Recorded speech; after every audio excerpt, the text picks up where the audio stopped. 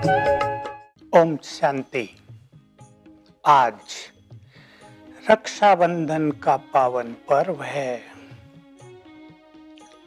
ब्राह्मण यजमानों को राखी बांधेंगे और ये भी रस्म चली आती है कि पहले ब्राह्मणों को सब राखी बांधते हैं, बहनें भाइयों को राखी बांधेंगी।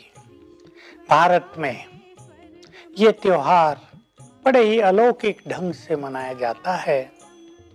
लोग इसके बारे में ज्यादा सोचते नहीं हैं, इतना ही सोचते हैं भाई बहनों की रक्षा करेंगे, पर ब्राह्मणों के संबंध में क्या? शास्त्रों में भी इसके लिए कई कथाएं गाथाएं प्रचलित हैं। इंद्रदेव जब राक्षसों से हार रहे थे तो उनके गुरु बृहस्पति ने उनको राखी बांधकर मंत्र पढ़े थे। इंद्राणी ने भी उनको राखी बांधी थी, तिलक दिया था और वो विजयी हुए थे, खोया हुआ स्वराज प्राप्त किया था। ऐसी बहुत सारी गाथाएं इस श्रेष्ठ पर्व के बारे में प्रचलित हैं, परंतु किसी को भी इसके रहस्य का मालूम नहीं है। मैं पहले आपको इसका रहस्य बता देता हूँ, कब से ये शुरू हुआ, बीज आखिर इसका कहाँ है, क्या रहस्य छुपे हुए हैं इस त्योहार को मनाने में। और त्योहार आते हैं तो दूसरा रूप होता है, पर राखी पूरी तरह से अलौकिक देखी जा रही है, समझी जा रही है, मानी जा रही है। भारत में प्रसिद्ध है, जब जब धर्म की ग्लानि होती है भगवान अवतरित होते हैं। कलयुग के अंत में ही धर्म ग्लानि होती है। जो धर्म को जानने वाले वे जानते हैं, सतयुग में धर्म के 4 चरण, त्रेता में 3, द्वापर में 2 और कलयुग में 1 चरण होता है। और हम समझ सकते हैं कलयुग के अंत में चलते चलते वो एक भी कितना रह जाएगा, 1/4 हिस्सा। इसको धर्म ग्लानि कहा जाता है। जब धर्म मंदिरों तक सिमट कर रह जाता है, जब धर्म केवल धर्म ग्रंथों में रह जाता है, मनुष्य के जीवन में वो धर्म की श्रेष्ठ धारणाएं नहीं रहती। जो बातें वेदों आदि में कही हैं वे केवल मंत्र उच्चारण तक सीमित रह जाती हैं, जीवन की धरातल पर नहीं उतरती हैं।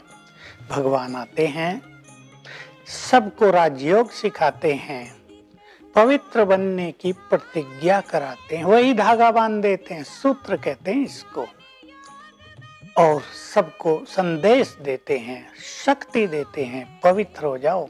और उस पवित्रता के और राजयोग के बल से पुनः ये भारत स्वर्ग बन जाता है, सतयुग का आगमन हो जाता है। बहुत बड़ा कार्य होता है पवित्रता के द्वारा। पवित्रता हमारे भारत की शान है। यहाँ लंबे काल तक पवित्रता का पालन होता आया, ब्रह्मचर्य का पालन होता रहा।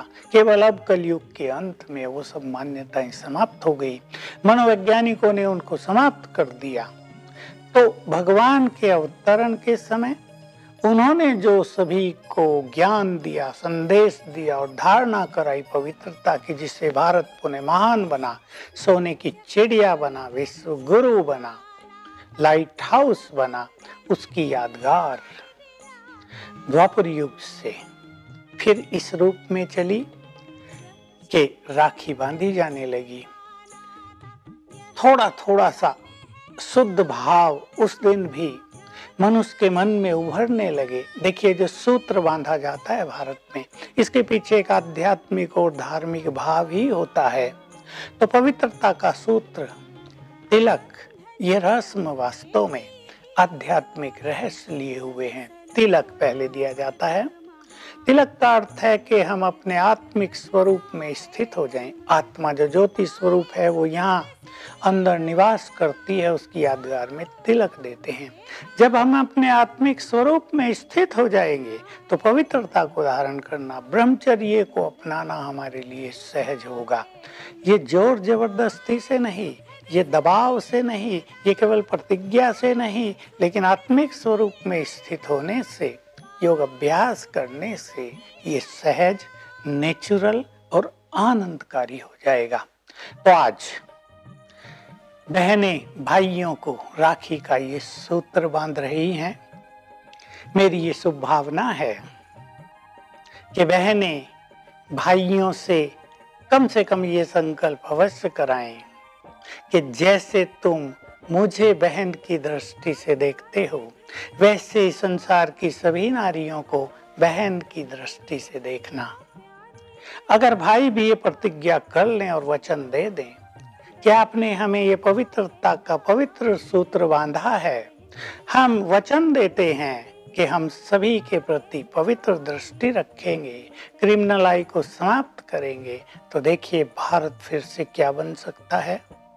मैं तो ये कहूँगा, भाई भी बहनों को राखी बांधें और बहनें भी संयमित जीवन जीने का, पवित्र जीवन जीने का संकल्प करें। बहनों को भी संकल्प करना चाहिए कि हम सभी घरों में, परिवारों में, जहाँ भी रहते हैं गृहस्थ में, अपने घरों में शांति, सुख और प्रेम का माहौल बनाएंगी। जहाँ हम होंगी वहाँ प्रेम की गंगा बहेगी, वहाँ एकता होगी, स्वार्थ का, लोभ लालच का हम त्याग कर देंगे।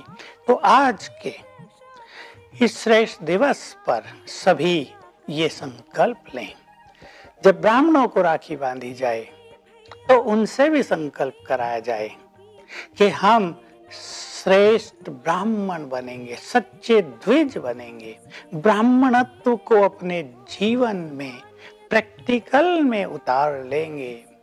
जो भी तामसिकता है, चाहे वो खान पान में हो, चाहे वो विचारों में हो, चाहे वो जीवन के प्रैक्टिकल रूप में हो, उस सब काज से हम त्याग करते हैं। ये सत्य है कि अगर ब्राह्मण अपने ब्राह्मणत्व में स्थित हो जाएं तो भारत पुनः महान बन जाएगा। और ब्राह्मण भी जब अपने यजमानों को राखी बांधें तो उनसे भी कुछ शुद्ध संकल्प अवश्य कराएं।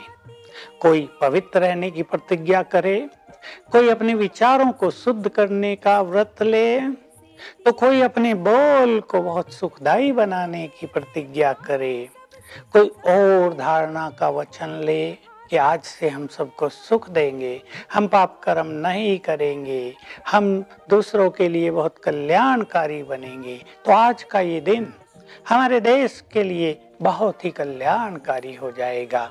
मेरी शुभ भावनाएं हैं कि सभी बहुत ही लगन से, बहुत ही आत्मीयता से इस त्योहार को मनाएं और आज जरा अंतर्मुखी हो जाएं, अपनी ओर देखें, मुझे इस त्योहार पर क्या करना है। व्रत भी कई लोग रखते हैं और ये सुंदर माहौल जो आज बना है ये सदा ही बना रहे। पवित्रता की राखी हमारे जीवन में सदा ही बंधी रहे, केवल हाथ पर नहीं।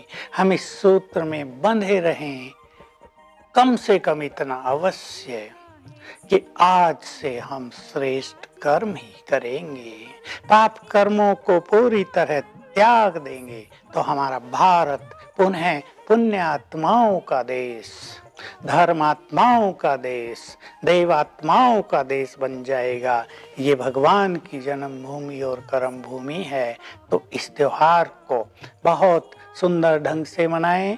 इस श्रेष्ठ पर्व की आपको बारंबार बहुत बहुत हार्दिक शुभकामनाएं, आपको बारंबार बधाइयाँ। आप सभी का जीवन पवित्र हो, आपके जीवन में खुशियों के पुष्प खिलें, सफलता आपके चरण चूमे और हर घर में प्रेम की गंगा बहे। ओम शांति।